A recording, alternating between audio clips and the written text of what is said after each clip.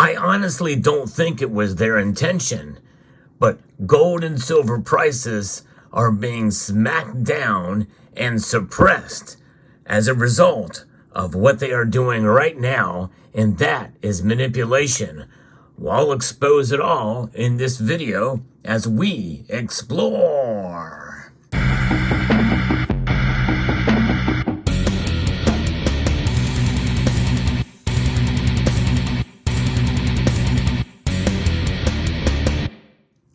You've heard me talk in recent months about the chefs at the Cook the Books Club.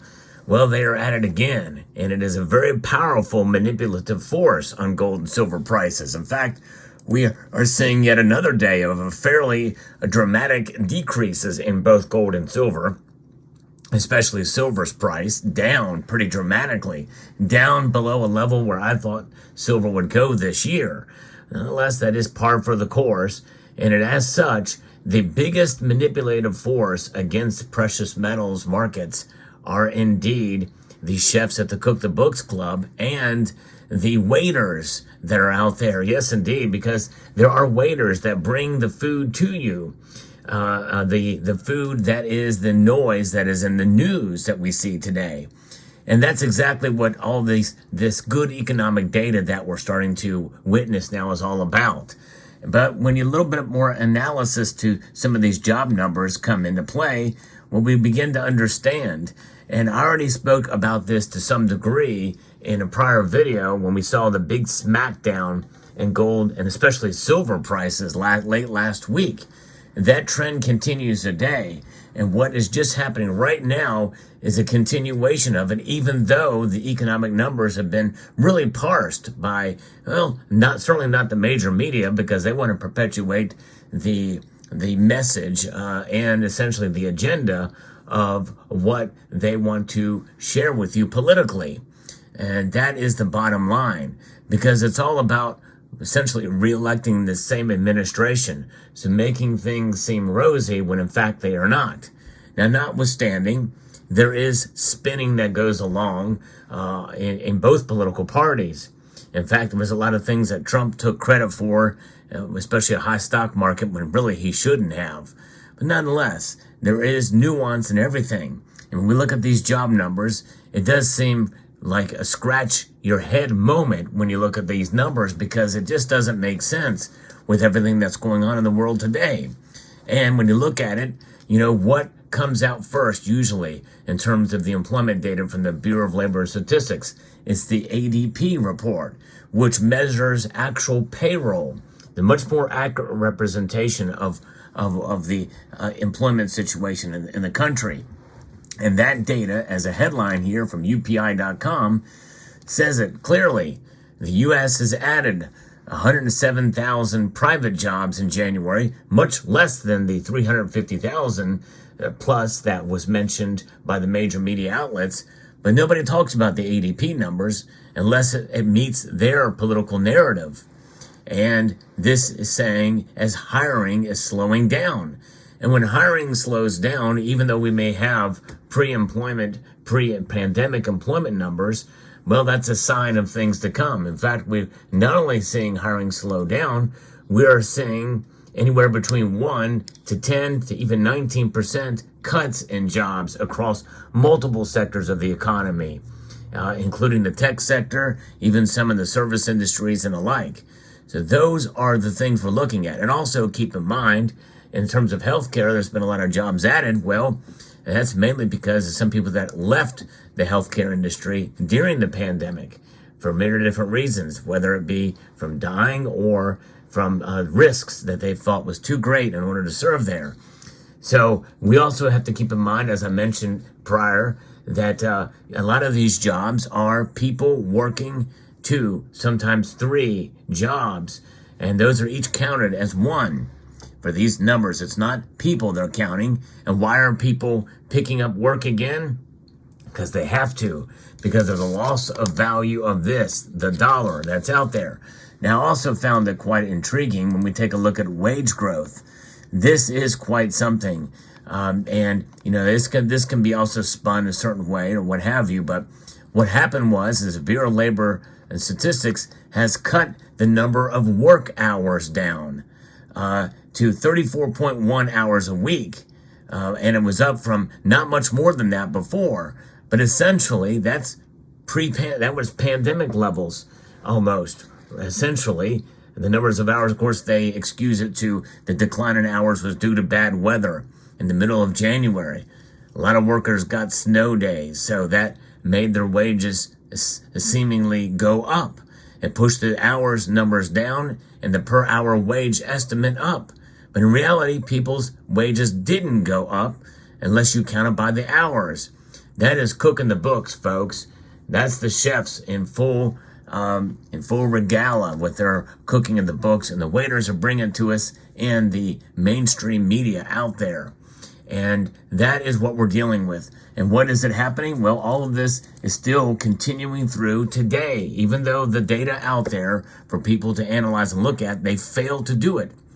They don't look at the data critically, which means that even though employment is up and people are having to work because of inflation, and it is contributing to the economy in a positive way, at least for now, things are starting to come to an apex here, and we very well could see things fall back into a recessionary period again, especially when we see all the government spending, which contributed to the GDP numbers that we've seen. And like we've talked about that before, but that is the nature from which we live. I'm not saying that the economy is going to crash this year, but most everybody thinks that we're going to see some sort of recession sometime this year, which is why the estimates are that the Federal Reserve is going to cut rates in order to combat that. You know, they have to play a balancing act between jobs and the velocity of money and the extra money that they have put into the economy, most of which has not been pulled back or scaled back, even though we are seeing quantitative tightening. Nonetheless, inflation is still sticky and with us at 3.4% year over year. So, but I think the thing is that we have to understand that the biggest manipulative force against the economy in general and the markets in general and precious metals in particular are the media and the chefs at the Cook the Books Club and some of these three-letter agencies, especially in the government, who are supposed to be nonpartisan. Well, they're anything but. We know now that they have an agenda. Most of the three-letter agencies, it has been proven, from the FBI, CIA, etc., to the Bureau of Labor and Statistics and the Office of Budget Management. So those are the things and that we have to look at and consider here, which means that with that occurring, I think it means that it's a gift for those of us who hold on to precious metals, is that, yes, the price may be low now, and if you have to sell, well, you may take a loss. But folks, there's a simple solution to that, extremely simple solution. Get yourself in a position where you don't have to sell your precious metals in a time of weakness like this. And that's easier said than done, but it's always good to have some of these on hand just in case. Be frugal, even if you're not buying gold and silver any particular day or month or paycheck. I think it's a good idea to set aside some dollars as a cushion so you don't have to spend your precious metals.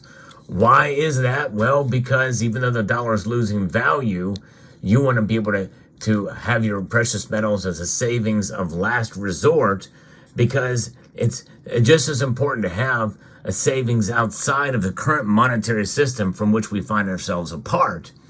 It's just as important to have it for that as it is as a hedge against inflation or any economic uncertainty.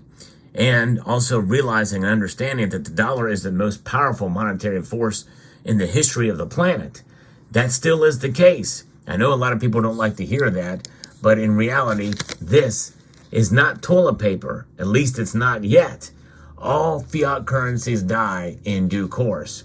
Well, the death of the dollar is not happening anytime soon, even amidst growing de-dollarization efforts by BRICS nations and even other nations around the world, like even Poland, because they're accumulating gold at a record pace. One of the top gold accumulators out there, Poland is, but other nations as well. And they don't like the weaponization of the dollar, but the dollar is still accounts for at least 55 or so percent, if not more, of international transactions. And it remains a strong part of foreign exchange reserves of these nations around the planet. But they know they're having gold as well, too. See, it's not that we should do what the central banks say. It's that we should do what the central banks do. And what are they doing? They're adding gold to their portfolio, not so much silver, but they have dollars. That's right, they've got dollars. Except for the ones that we are sanctioning. I don't think Iran or Russia has dollars. But nonetheless, most other nations have dollars in their foreign exchanges, and they're smart to do so. It is still the cleanest of the dirty shirts in the laundry pile. It's a dirty shirt, there's no question about it. But this is why it's good for us as individuals to be our own central bank. And we do that by following their example. Yes, indeed. I know that's what I'm doing, and many of you are doing as well.